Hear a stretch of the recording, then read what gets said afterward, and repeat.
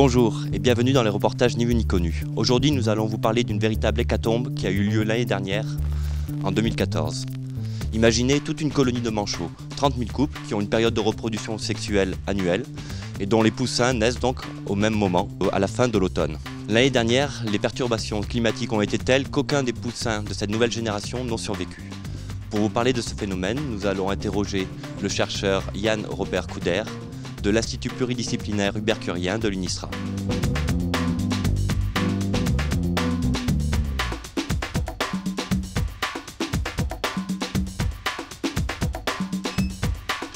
Bonjour Yann.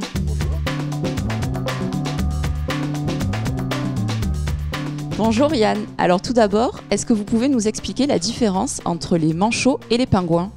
Je vous remercie de m'avoir posé la question, parce que c'est effectivement un gros problème à l'heure actuelle, c'est que tout le monde confond pingouins et manchots.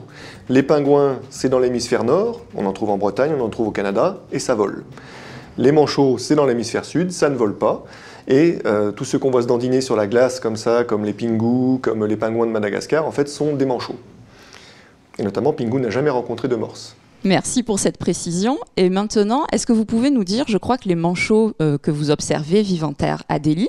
Est-ce que vous pouvez nous repérer sur cette carte où est la terre Adélie ? Tout à fait. La terre Adélie se trouve ici, donc c'est le secteur français de l'Antarctique. Et la base sur laquelle nous travaillons, du mont d'Urville, se trouve en bordure du continent. Donc maintenant qu'on se repère sur le globe, est-ce que vous pouvez nous expliquer à quoi est liée cette disparition d'une génération entière de manchots que vous avez observée l'année dernière ? Alors en fait, pendant la saison de reproduction 2013-2014, effectivement, nous avons deux phénomènes qui ont contribué à la disparition totale des poussins, des 30 000 couples présents sur l'île des Pétrels, de la base du mont d'Urville. Le premier phénomène, c'est une étendue de banquise beaucoup plus grande que d'habitude. Donc il faut savoir que les manchots vont se nourrir en mer et que donc plus ils doivent traverser une zone de banquise longue, plus ils restent loin du nid. Et donc les poussins restés sur le nid risquent de jeûner trop longtemps et de mourir. Et le deuxième phénomène qui s'est produit, c'est quelque chose qui n'avait jamais été vu dans ce désert froid. On a eu plusieurs jours de pluie et de neige, notamment 3 jours de pluie intense au tournant de l'année. Les manchots sont équipés pour résister au froid et à l'humidité, mais les poussins ne le sont pas. Les poussins ont un plumage un peu comme le plumage d'un kiwi par exemple, qui est très bien pour le froid, mais pas du tout pour la pluie. La grosse période de pluie a détrempé les poussins, qui ont ensuite avec le vent pris froid.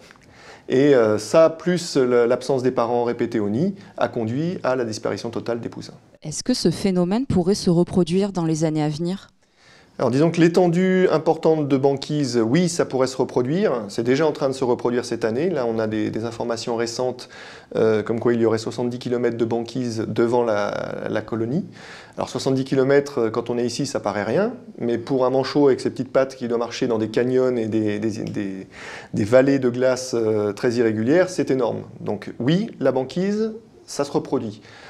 La pluie, c'est beaucoup plus difficile de prédire exactement que ça va se reproduire chaque année, mais c'est un risque effectivement lorsque l'on sait que les températures sont en train d'augmenter un peu partout sur la surface du globe. On pourrait avoir de nouveau des périodes de pluie en Antarctique.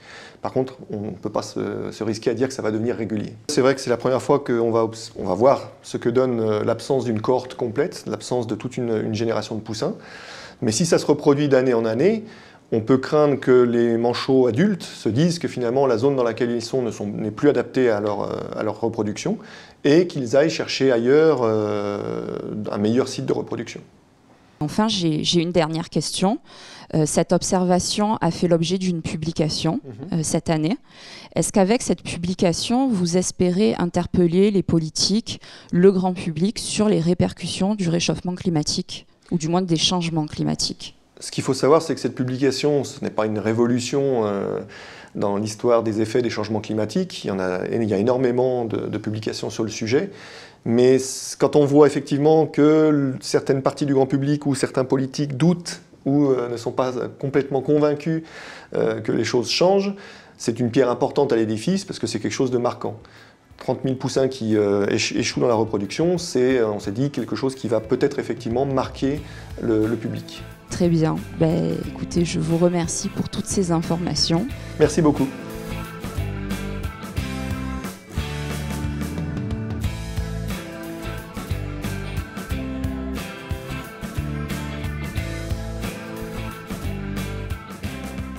Comme nous l'avons constaté, les perturbations climatiques peuvent avoir des effets dramatiques sur certaines espèces qui seront peut-être poussées à migrer dans les années à venir. Pour l'instant, les chercheurs ne peuvent qu'observer localement ce phénomène, mais en mettant en commun ces observations, ils pourront bientôt avoir une vision globale et ainsi pourront mieux comprendre. C'était Delphine Gandini et Thomas Cavaillé pour Ni Vu Ni Connu.